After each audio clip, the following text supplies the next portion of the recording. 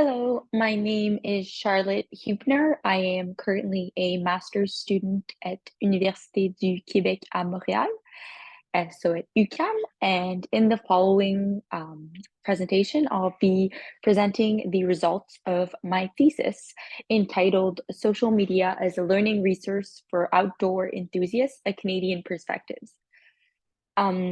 This thesis is supervised by Teguen Gadet and Christian Mercure. And if you wish to know more about my literature review, the problem and purpose surrounding this research, I'd encourage you to go watch my previous presentation, the presentation of my proposal. This presentation is a follow-up presentation of that proposal, and I'll really be more focusing on my results. So I'll first do a review of my methods. Then I'll present my results, go into the discussion, and finally conclude this presentation. So a quick review of my methods. In the other presentation, I go more in depth in how these methods were selected and how the research came about, but now we'll just go into a brief overview of my methods. So my research question that guided this research was, how do Canadian outdoor enthusiasts use social media to learn about their outdoor activities? I had two main objectives behind my thesis, which were to first discover how Canadian outdoor enthusiasts use social media to learn about their activities, and also look into how individual characteristics influence responses by examining how the respondents' age, the outdoor activities that they practiced, and their level of expertise influenced how they use social media to learn about their outdoor activities. So participants for this study were recruited on Canadian Facebook outdoor enthusiast groups. Groups from each province and territory were targeted, and groups were selected according to the following outdoor disciplines. So hiking, canoeing, kayaking, rock climbing, cross-country skiing, and finally backcountry skiing. These outdoor activities in the Facebook groups that were targeted were selected based on previous research on social media and outdoor activities. And the Facebook groups were also selected according to what the objectives of these Facebook groups were. So some Facebook groups had more of an objective to share pictures, whereas the ones that were selected for this research really focused on educational content or sharing information, one could say. So the final version of the survey upon which the study is based was housed on Lime survey and included the 5 following sections. First of all, the inclusion criteria, general questions, using social media to learn about outdoor activities, types of content viewed on social media relating to outdoor activities, and finally, participants were invited to participate in a draw if they completed the survey. Quick note on my inclusion criteria. To be a part of this study, you had to be a Canadian resident or citizen, be aged at least 18 years old, practice at least one outdoor activity once a year, and use social media. So the survey included an array of questions. Some of these questions were yes, no questions. Others were ranking questions. There was also Likert type questions. So on a scale ranging from strongly disagree to strongly agree. We'll go into these questions when I present my results a bit further. And I also had qualitative questions. Although this research was mainly quantitative, the survey did have open-ended questions that allowed participants to provide more in-depth and more nuanced answers to their individual responses. The data was analyzed through SPSS version 28, that is the quantitative data.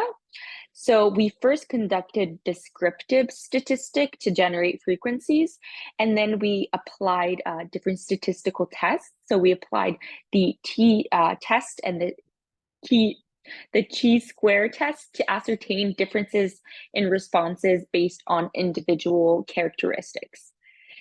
The qualitative data was analyzed through n vivo version 12.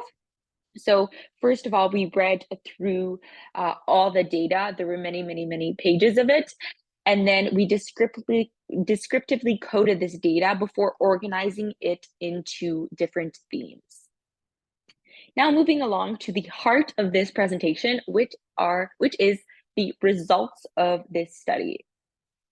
First of all, for the demographic data, we had 525 individuals that answered this survey. But after cleaning the data, so removing answers that were not concordant or removing participants that only answered a couple questions, we ended up by having 368 respondents. So we were very pleased with the amount of people that did indeed complete this survey. So participants' ages ranged from 18 years old all the way up to 76 years old. And the final sample was of an average age of 41.6. We were also very happy because we did indeed manage to have respondents from every province and territory of Canada. And participants of a wide array of level of expertise in outdoor disciplines responded. So we had beginner outdoor enthusiasts and outdoor professionals such as outdoor guides all participate in this survey.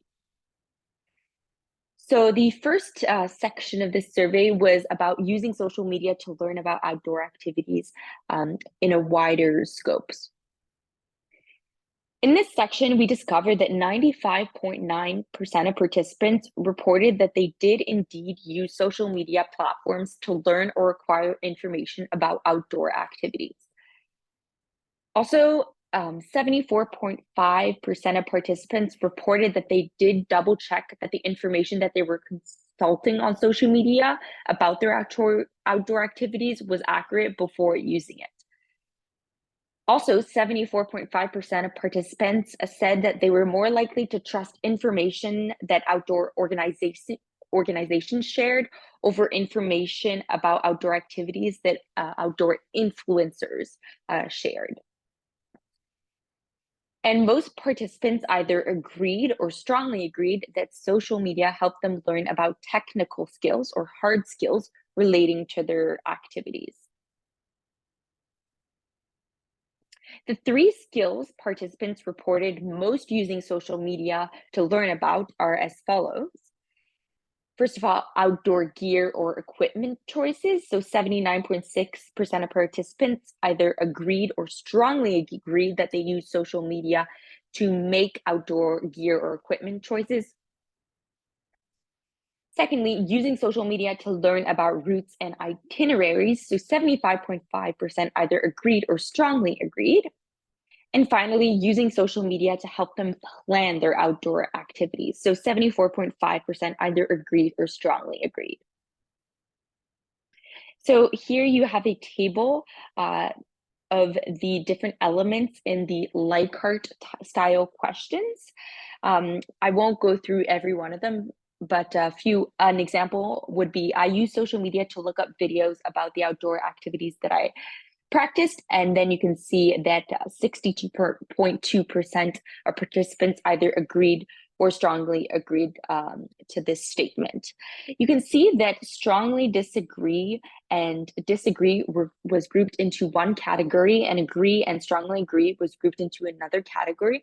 The reason that this was done is that some of the responses, for example, in the strongly disagree category, for some of the elements, we didn't have enough respondents, so then therefore we couldn't conduct statistical tests, which is why we ended up grouping it into these three categories. The survey also contained ranking style questions, so participants had to put their top three choices in order. For example, participants were first asked about the resources that they most used when trying to search for specific information about an outdoor activity, and then they had to place these resources in order. The first one that they placed was the resource that they most used. So by doing this, we discovered that 91% of the participants put internet as one of the top 3 resources that they used when trying to search for specific information about an outdoor activity. 88.2% of participants selected looking up information directly where they thought that information was, for example, on an outdoor park website. And the third resource that was most commonly used by participants when trying to search for specific information about an outdoor activity was social media. So 71.3% of participants selected social media as one of their top 3 resources. Participants were also asked about the actions that most help them learn or acquire information about outdoor activities. These are specific social media actions. So the first action that was the most commonly selected was reading posts. So 91.6% of respondents said that this was an action that helped them learn or acquire information about outdoor activities. Secondly, consulting forums. 51.8% of participants selected this action. For example, a Facebook forum or Reddit, where participants ask questions. And finally, looking at pictures, 44.8% of participants selected this action. Once we conducted more of our descriptive statistics, we then went and applied different statistical tests to see if there were differences based on participants' individual characteristics. So t-tests and chi-square tests were applied to the following questions to discover if there were differences between responses and participants' individual characteristics.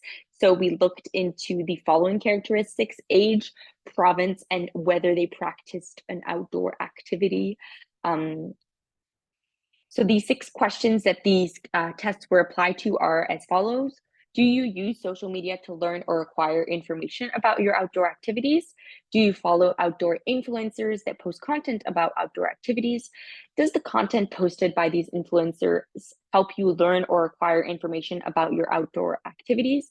Do you follow outdoor organizations on social media? Does the content posted by these organizations help you learn or acquire information about your outdoor activities?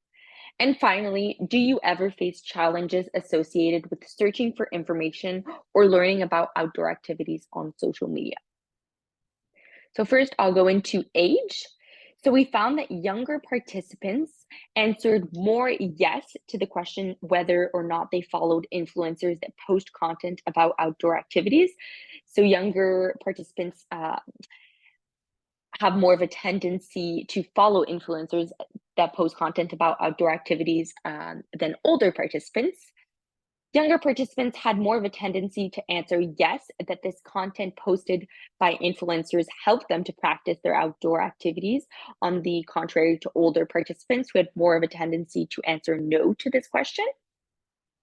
On the other side, older participants had more of a tendency to answer yes, that content posted by outdoor organizations helped them practice their activities. Just go back. So in other words, outdoor enthusiasts that are of a younger age have more of a tendency to find information posted by influencers useful, and outdoor enthusiasts that are more of an older age have more of a tendency to find information that is posted by outdoor organizations as being helpful. Secondly, we'll go into province. So we only found one characteristic only one of the questions varied in answer according to the province of residence or the residence of the participants. So Quebec residents had more of a tendency not to use social media to learn or acquire information about their outdoor activities. So 46.7% answered no to the question. In other words, we found this was the only question regarding province where we found a statistical significance that Quebec residents had more of a tendency not to use social media, on the contrary to residents from all the other provinces.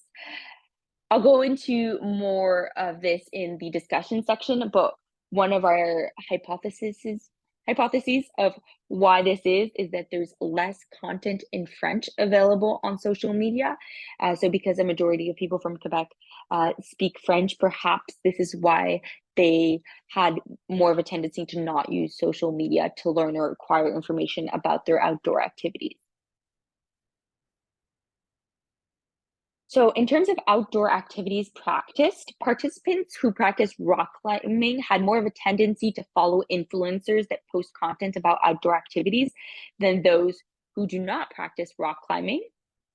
And also, participants who practice canoeing had more of a tendency to follow influencers that post content about outdoor activities than those who did not practice canoeing.